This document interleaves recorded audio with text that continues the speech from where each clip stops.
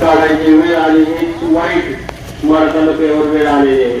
आणि ते पण लोकप्रिय आमदार अमित आबा त्यांना स्वतः येऊन बसायला लागले. त्याची एक वाईट वेळ कधी लाईटी बाबतीत आपल्या तालुक्यावर येऊ नये. कारण की आबा दिवसा लाईट असली तरी पण लाईट 15-15 मिनिटाला जाते. प्रत्येक शेतकऱ्याच्या वाप्यात पाणी जास्त महाग लाईट झालेली असते. त्यामुळे दिवसा लाईट असली तरी शेतकऱ्याला त्रास आहे, रात्री लाईट असली तरी पण शेतकऱ्याला त्रास आहे. कारण की ह्या भागातील ऊस जरा जास्त प्रमाणात झाले, त्यामुळं कोल्ही ताप ही जास्त प्रमाणात झालेले, त्यामुळे शेतकऱ्याला ह्या लाईटीपासून धोकाच आहे.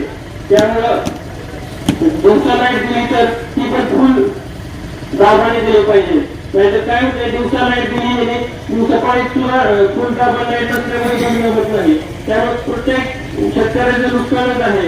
ही एमएसएबीची हलगर्जीपणा आहे.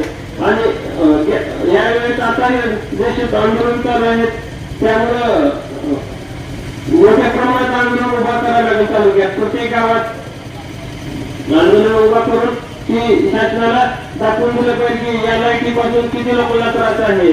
त्यामुळं इथून पुढे एमएससीबीनं दक्षता घेऊन पुन्हा लाईट द्यावी एवढंच बोलतो.